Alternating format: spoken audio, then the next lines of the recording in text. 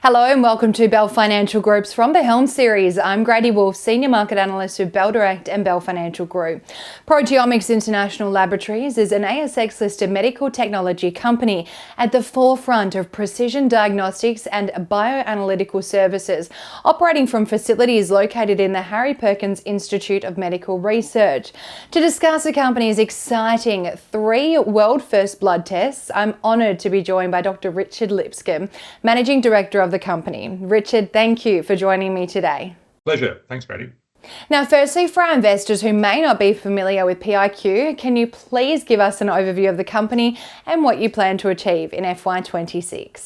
Yes, big year ahead for us. So Proteomics International Laboratories Limited, bit of a mouthful, but yeah, PIQ is our ticker. This year is about commercializing our 3 first-in-class tests. So the first half of the year, we've got 3 tests going live across Australia and the US. That's for diabetic kidney disease, endometriosis, and esophageal cancer. And then the second half of the year will be about commercializing those, building up the volumes and generating more significant revenues.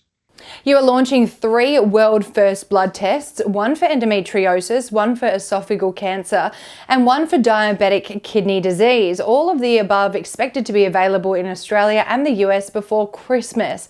What is the significance of such tests, and how do you think these will reshape the landscape of detecting such diseases? These are all hugely significant tests for the patients, for the healthcare systems, for the payers. So these are tests that we've developed ourselves. They're our own intellectual property, and each of the tests has gone through a significant number of clinical studies to validate the data, to validate the test. And the key from here is getting them live. So for diabetes, the US is 32 million people with diabetes. Each of those people is at risk of diabetic kidney disease. Roughly 1 in 2 people with diabetes will develop kidney disease in their lifetime. Ours is a test that can predict the onset of diabetic kidney disease up to 4 years before clinical symptoms appear. So in those patients, we can intervene early, we can put them on therapy, we can stop them go on that path to dialysis and kidney transplant. So huge savings in terms of quality of life for the patient, healthcare system, and huge savings as well. So diabetic kidney disease in the US alone costs about $130 billion a year to treat and to manage. So for that one, think if your kidneys go, then your whole body starts to fall apart. It's the same thing with the pool and the pool pump in summer. If that turns off, then things get nasty pretty quickly. If your kidneys go, they're the body's filter system, you're in real trouble. So that's our first test that we're launching.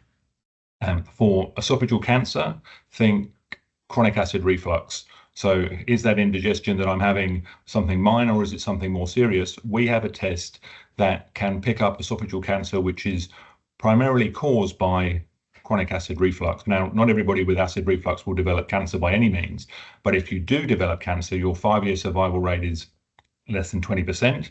The median survival, so most people will die within a year because it's picked up late. So we have a blood test that can pick up patients with acid reflux, can pick up the cancer in patients with acid reflux.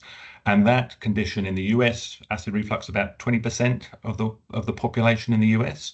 In Australia, it's about 10 to 15% of patients presenting to their GP have acid reflux and they're concerned about it. And it may simply be, take your acid reflux relief with a simple medicine, or is it something more serious? We can look for that. And then the last one, which is really important for the patients, is a game changer, is the endometriosis, which for those who aren't familiar with it, that's a condition where tissue from the uterus grows into other organs and then causes chronic pain, can cause infertility as well. Obviously, there's a lot more profile on that condition in recent years, which is great. It's been under-researched and under-resourced for a long time. We have a blood test that can pick up endometriosis in the early stages.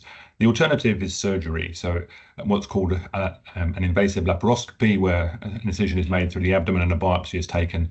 And there's a great reluctance to perform that procedure, partly because women aren't believed that they actually have something more serious, but also if that procedure is performed and it doesn't turn out to be endometriosis, then merely performing that procedure can cause chronic pain. So we have a blood test that can replace replace that and turn what is currently potentially a 7-year wait for a diagnosis into a matter of weeks before we can actually come up with a result. So huge audiences. Women 1 in 9 are considered to have endometriosis in a fertility clinic setting, could be as high as 1 in 3. And that's obviously global. So huge markets for each of the tests. What is the global addressable market for each of these diseases that you are hoping to address? Yes, as I was saying, that the numbers are considerable. So US 32 million people worldwide, that's with diabetes. Worldwide, over 500 million people with diabetes. US approximately 70 million people with acid reflux.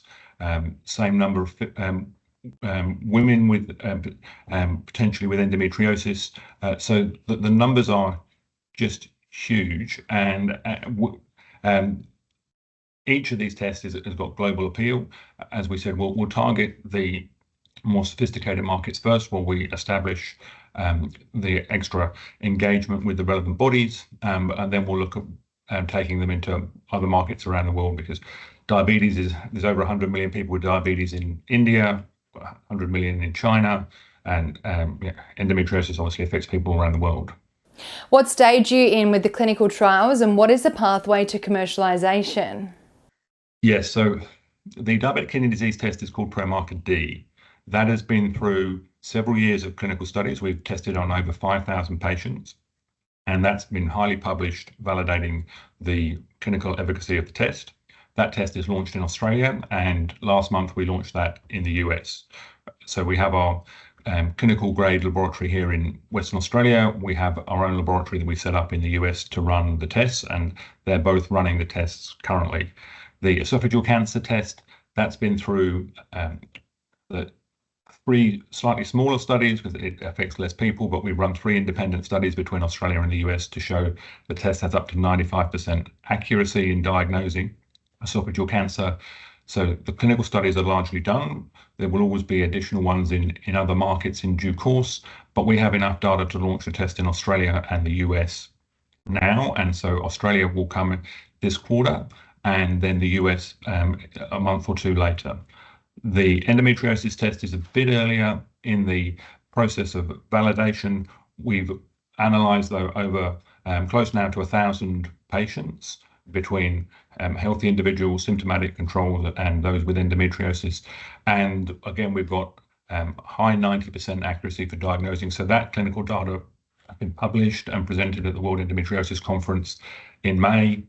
Again, shows the data is credible, viable, and we're finalising the clinical procedures required to get that test live. Again, we're looking for the back end of this quarter, and then into the US slightly after.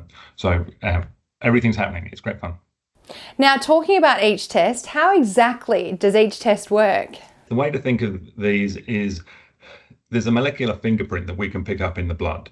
So there's actually a class of molecules, proteins, that are circulating in all of us, and we can pick that up, pick this up in the blood. And if there's an abnormal pattern of these proteins, so too much of the wrong one, not enough of the right one, that can tell us that you've got a particular disease. So our technology platform that we use, which we call Promarker, that lets us pick up these abnormal molecular fingerprints in the blood sample, and that's what we diagnose with our different technology platforms. So we pick up this fingerprint, we then perform a clinical assay, and then that gives us our result. We've got some sophisticated cloud-based algorithms that generate the final risk score for the patients. So again, it's all been validated and published. Now, PIQ recently secured its first global patent for Promarker Endo in Japan. How do you see this patent impacting your commercialisation efforts, particularly in major healthcare markets like the US, Europe and Australia? The first patent is obviously very important. It's a major milestone for us. That proves that patent office believes the test is innovative, and that's the key to generating patent protection and intellectual property that we can then license to others in due course. So there's no, every patent office is slightly different as to how they review things, but the basic principles are the same. So getting the first one makes it much more likely that the others will come through in due course. So then that allows us to get our patent protection for the endometriosis test globally. And I think again, we talked about the accuracy, we talked about how we can bring the test through.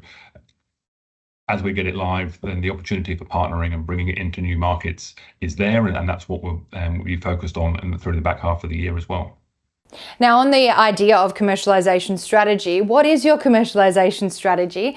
Are you going for a sales team on the ground or partner with sales companies in existing regions? We have a hybrid strategy in mind. So that what we will do is, and what we have done is a telehealth, digital health launch, where that's a relatively cost-effective process to build. So we can have and we have a website, mytest.health, where you can go and you can look up our test, and you can, if you're eligible for the test, then you can order those tests through that process. We won't have salespeople on the ground in numbers. That's a very expensive exercise, and we don't envisage doing that ourselves.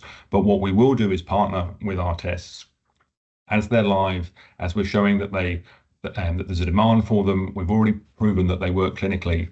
As we can generate that demand as we go through the different reimbursement processes in different places, then that makes it much more appealing to partner. And so we'll have those conversations. We continue to have those conversations with larger players who might take over the test completely or run it through their network in parallel with our online system.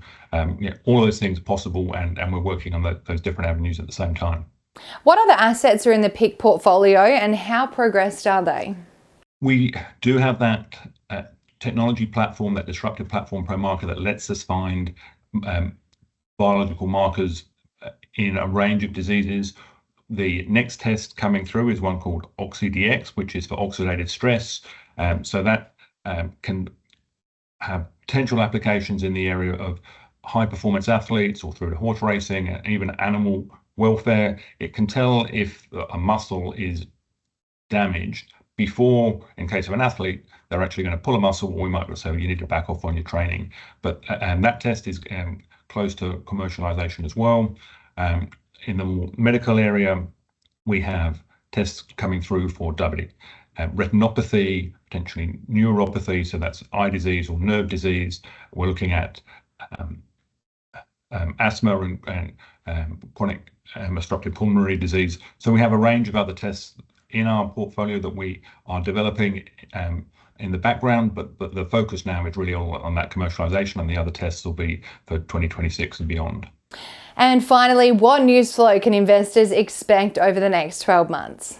We've had a lot of news in the last few weeks as well. So the news flow will relate to these same things. We've been expanding our facility. So we had a very successful capital raise.